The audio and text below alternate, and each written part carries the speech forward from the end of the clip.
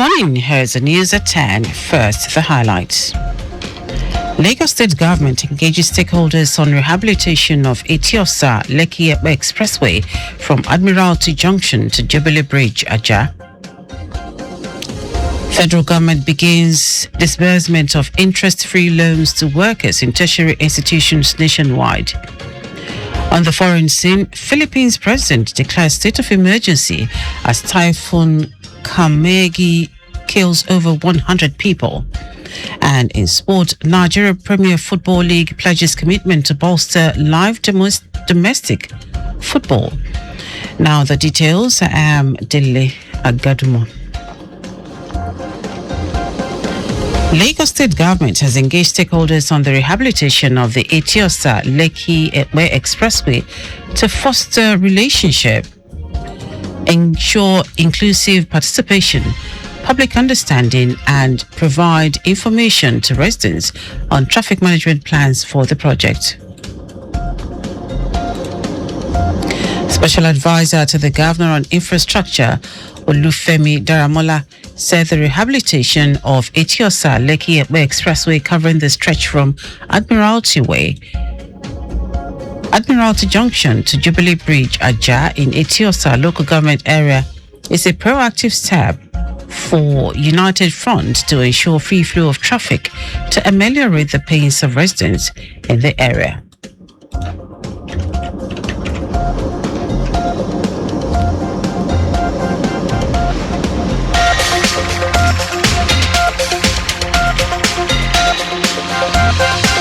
Tried to do some palliative works at different times or the other.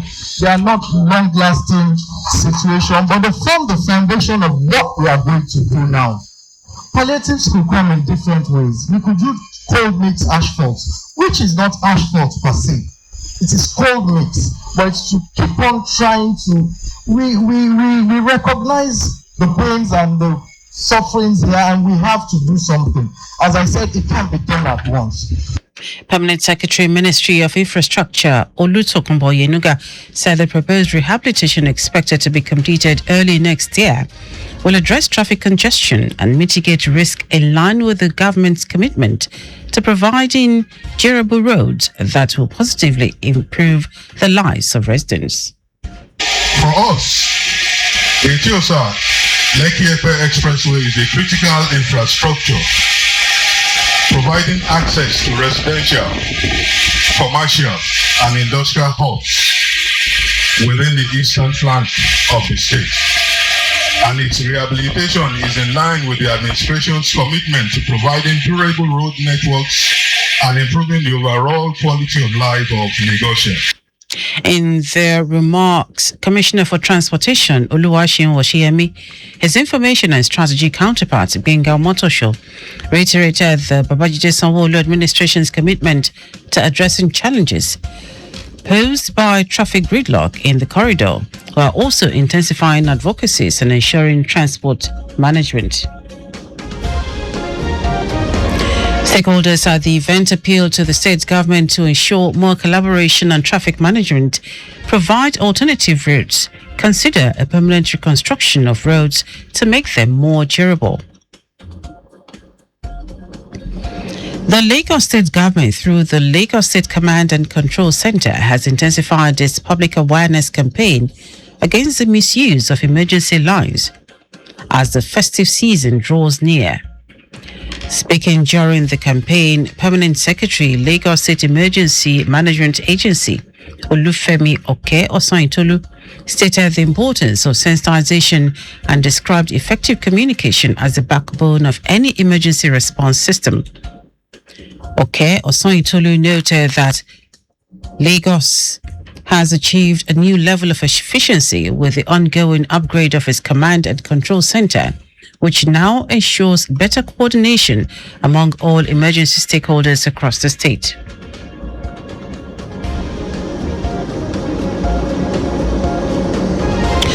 Also, General Manager, Lagos State Command and Control Center, Femi Giwa, said the campaign comes at a critical time when emergencies and disasters tend to rise.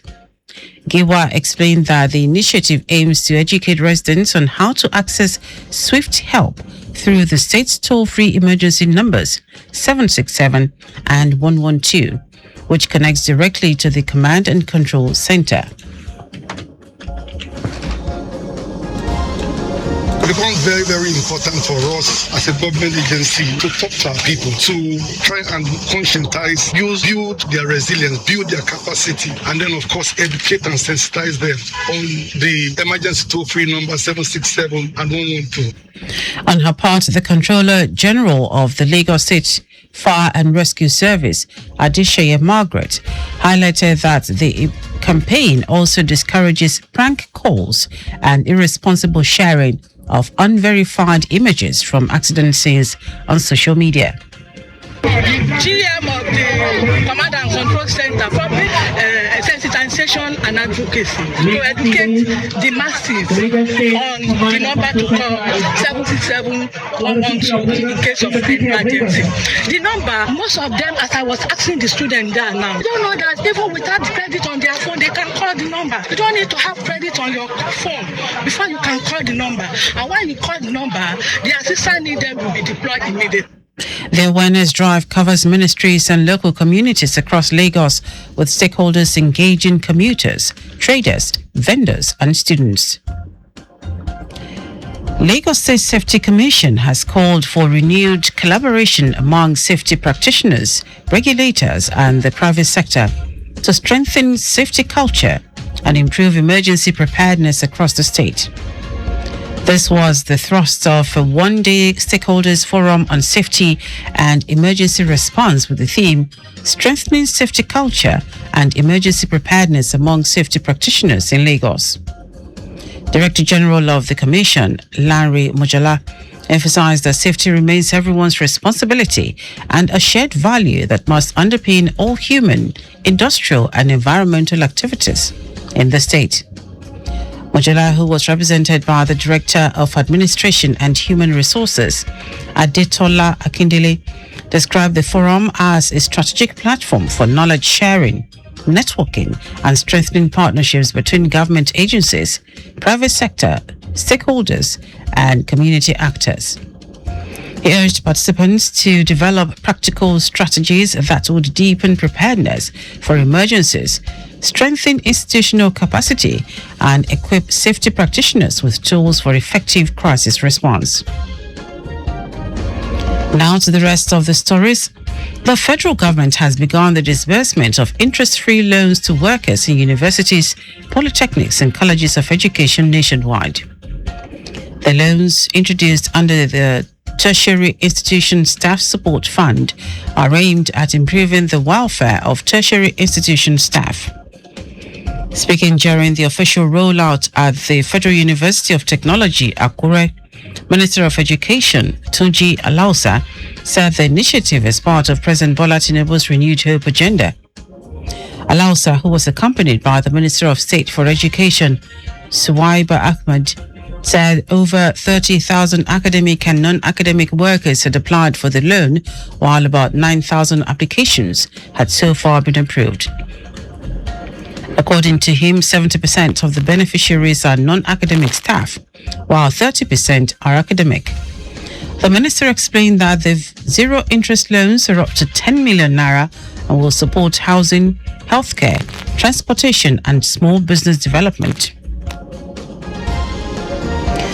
The Senate has urged the Nigerian Upstream Petroleum Regulatory Commission, NUPRC, to strictly enforce international standard crude oil measurement at all production sites and export terminals.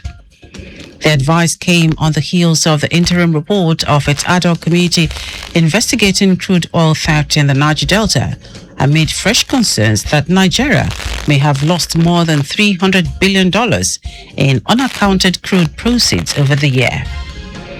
Chairman, Senate Committee investigating incessant and nefarious acts of crude, Ned Nwoko, said the committee uncovered systemic irregularities, poor measurement standards, and weak enforcement across the petroleum value chain.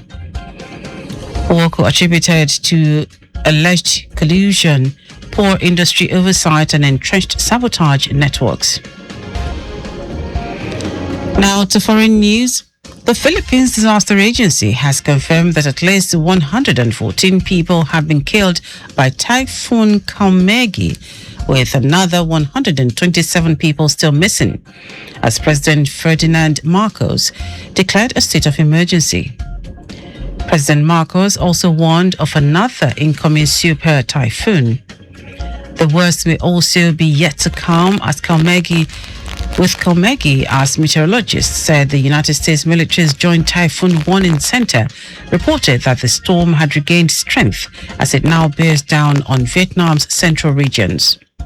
Many of the more than 200,000 people who were evacuated have returned to find their homes destroyed, vehicles overturned, and streets blocked with piles of debris.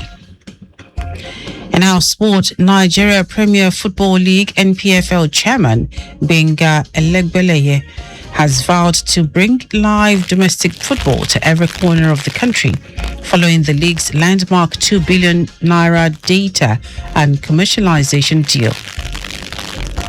The 5-year partnership, which includes an 800 million naira upfront activation fee, marks a major commercial breakthrough for the NPFL, positioning it for wider visibility, fan engagement, and financial sustainability. Elegbeleye said it aims to focus on consistent quality content that connects fans with their clubs and showcases its talents to the world. He stressed that the agreement does not create exclusivity, but rather opens the door to and for multiple broadcast and data partners. And that is our news at 10. Just before we go, always check your mirrors before changing lanes or making a U-turn. Blind spots can hide approaching vehicles or motorcycles. You can follow us and like all our various social media platforms: X at Traffic Radio 961, Facebook Lagos Traffic Radio 96.1 FM, Instagram Lagos Traffic Radio 961. Subscribe and watch news and programs live on YouTube at Traffic Radio 961. Visit our website on www.trafficradio961.ng. You can also listen to Lagos Traffic Radio 96.1 FM live on My Lagos app for timely updates. Did you know that the Sanwo-Olu administration empowered 1,050 vulnerable women and indigent residents in the state with various working tools? You can get more details on the Lagos State Government website. To end the news, try the highlights of the major stories. Lagos State Government has engaged stakeholders on the rehabilitation of the Etiosa-Lekki-Epe Expressway to foster relationship, ensure inclusive participation, public understanding, and provide information on residents on traffic management plans for the project. The federal government has begun the disbursement of interest-free loans to workers in universities, polytechnics, and colleges of education nationwide. We also told you that the Philippines Disaster Agency has confirmed that at least 114 people have been killed by Typhoon Kaumegi, with another 127 people still missing, as President Ferdinand Marcos declares a state of emergency. And in sports, Nigeria Premier Football League NPFL chairman Benga Elegbeleye has vowed to bring live domestic football to every corner of the country, following the league's landmark 2 billion naira data and commercialization deal. For contact with the newsroom, send a message to info@trafficradio961.ng. That ends the news broadcast compiled by Sadiq Yusuf. I am Dele Agadumo. Good morning. Thank you for listening.